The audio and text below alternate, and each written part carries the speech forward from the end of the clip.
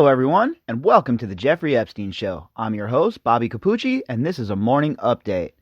So we have another article from The Sun, and it's talking about Prince Andrew some more, right? We're staying on this topic because, as I've said before, it's a very, very important topic in this story because this is the thread that I think is going to be pulled, and it's going to bring the whole entire house of cards down, I think. So we got this article from The Sun, and the headline is pretty interesting. Pedophile enabler. Prince Andrew could be forced to give evidence in British court as he's accused of enabling pedophile pal. So that's the headline of the story. I wonder what the content has to say. Shall we take a look? Before we jump into that, though, if you want to get in contact with me, you can do that at BOBBY CAPUCCI at protonmail.com. That's Bobbycapucci at protonmail.com. All right, let's check this article out. A U.S. lawyer for 5 of the shame tycoon's victims is preparing evidence for a legal move which would require he appears in a British court to tell what he knows. Well, wouldn't that be nice? Any court at this point for this guy to get on record. Not just a news interview, not just canned statements from Buckingham Palace, but actually on record with authorities. Lisa Bloom said the prince had been an enabler of Epstein's crimes and should now cooperate in full with the authorities. And she told the Sunday Times if he won't testify voluntarily, she is ready to get a court order requiring him to give evidence. Okay, well, that's promising. I hope you don't have to subpoena him. We certainly could if we determine that he has relevant information to our cases, she said. I would fly to the UK, take his deposition. This happens all the time. It's only unusual because it's Prince Andrew. That is true, I have to admit. That's the way it works. You know, when people have information in a case and they're in a different country, well, the lawyer flies over, they give a deposition, or if they're in trouble with the law, sometimes it's the authorities that fly over to get the information. So this is, like she said, it's not like it's some kind of uncommon practice. It happens all the time. Legal experts said if a court order requiring him to give evidence were granted in the U.S., Andrew would be compelled to give a statement to a British High Court judge under oath. So for all those people saying, forget, he's not going to get in any trouble. This is the end of it. The disgrace is enough. Well, here you go. It's already accelerating. It's like a fire. When a fire gets started, right? There's no putting it out. There's no stopping it unless you have the proper stuff to put it out. You know, you have a fire hose, etc., etc. Well, Andrew has none of that. Miss Bloom added, the way we look at this is, if Prince Andrew saw something, and surely he did, because everybody who spent time with Jeffrey Epstein says there was girls coming in and out all of the time. This could have been stopped, and instead, because there were so many enablers around Jeffrey Epstein, and apparently Prince Andrew was one of them, it just went on and on and on. Well, she's right about that as well, because I've said that from the very beginning. The enablers are just as guilty.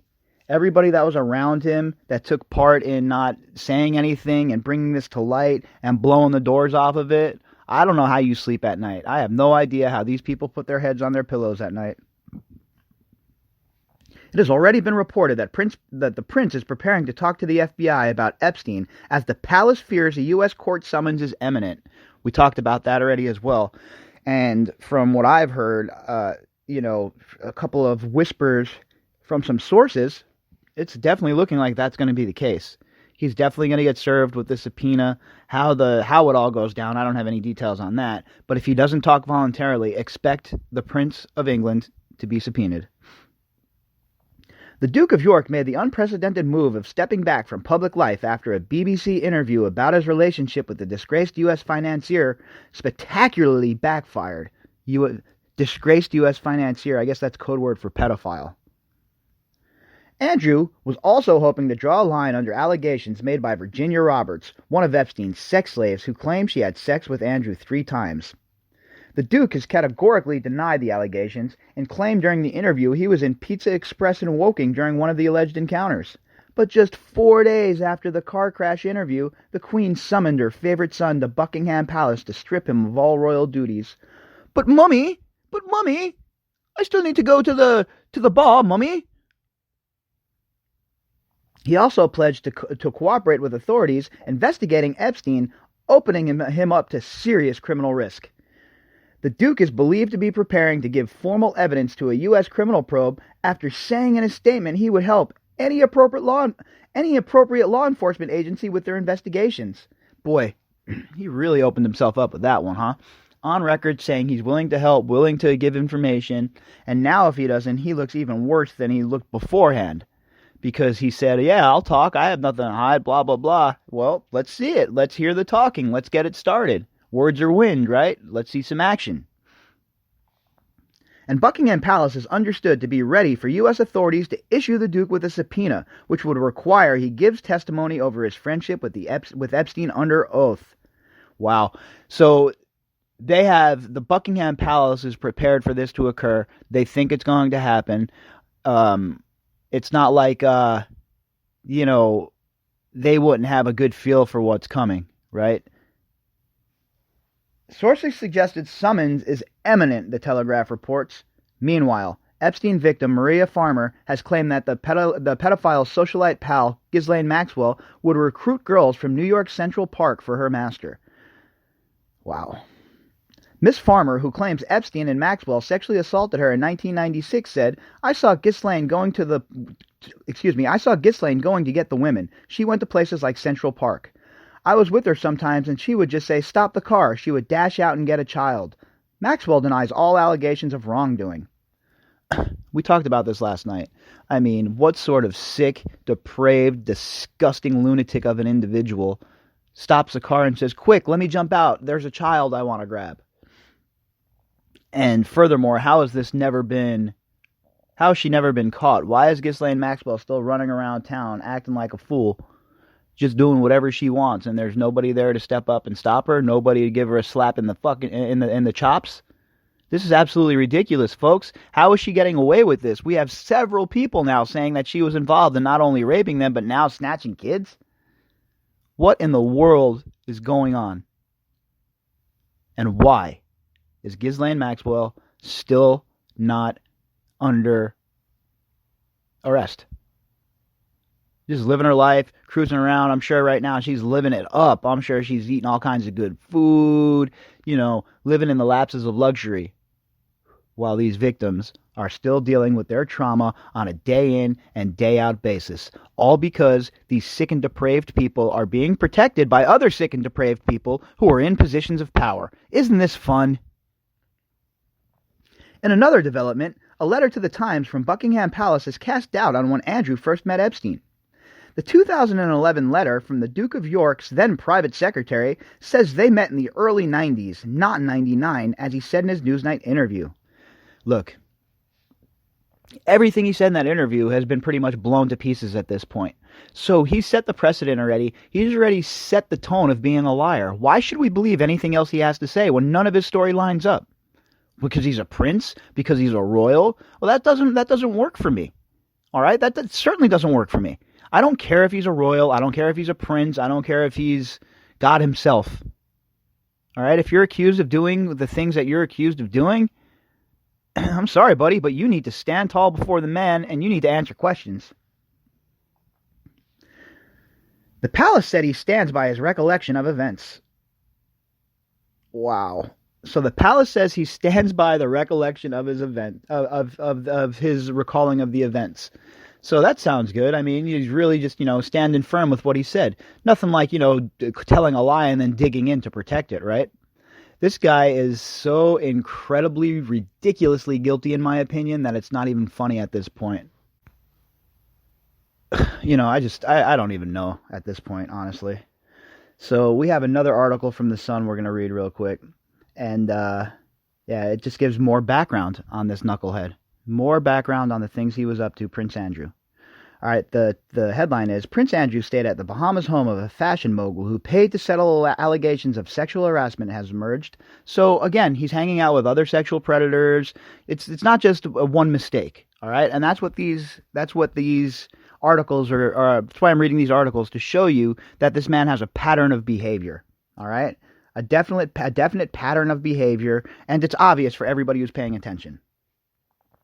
The Duke of York reportedly stayed at a Mayan-style mansion owned by Peter Nygaard, 78, known as the Hugh Hefner of Canada, after he had been accused of misconduct by 3 different women.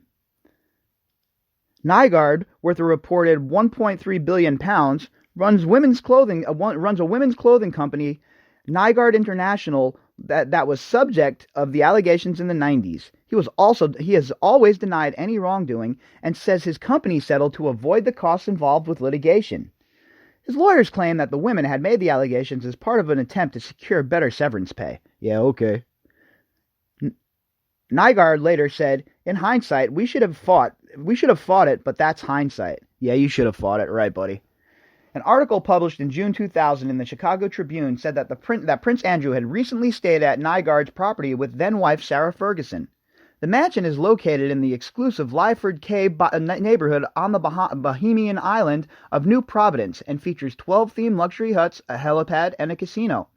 Now we know that Andrew made stops in the Bahamas before scurrying off to go over to Epstein's Island. Was this one of the trips, maybe?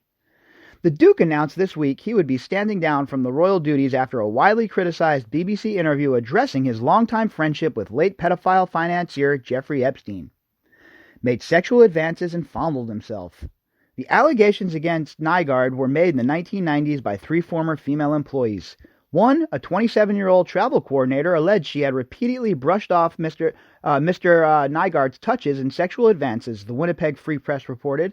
A 39-year-old communications manager said that, when called into Nygaard's office, she would find him in a state of undress, pants open, no shirt, or with his hands down in front of his pants, fondling himself. Oh, definitely sounds like the kind of guy Andrew would hang out with. Same kind of guy that Epstein was, right? Same sort of stuff.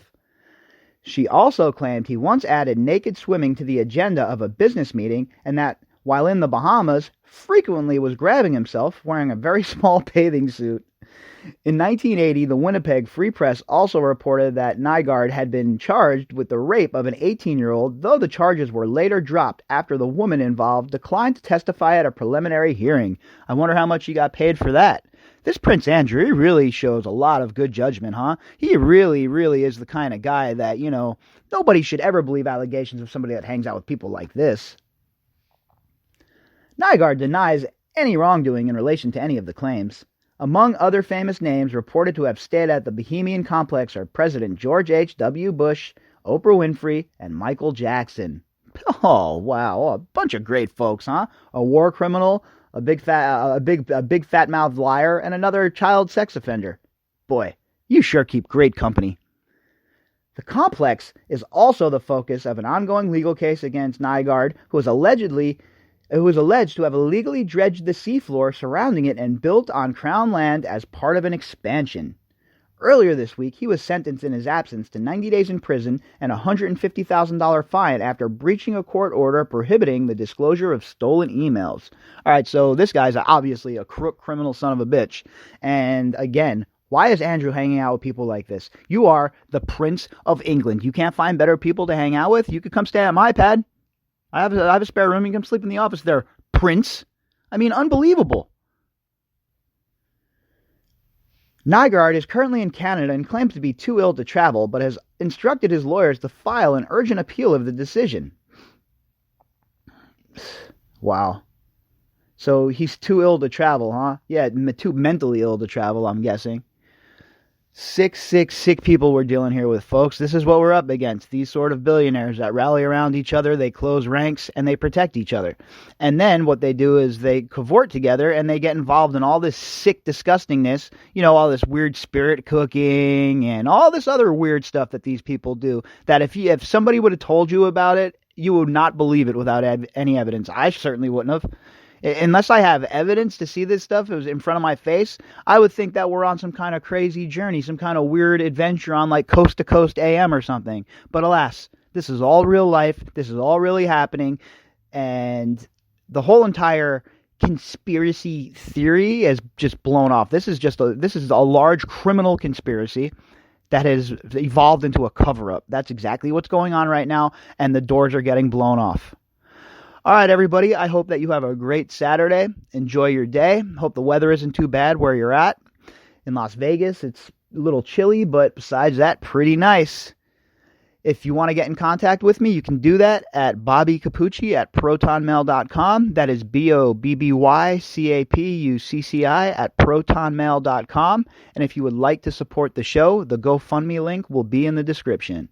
I'll talk to you guys later on for the Daily Drop.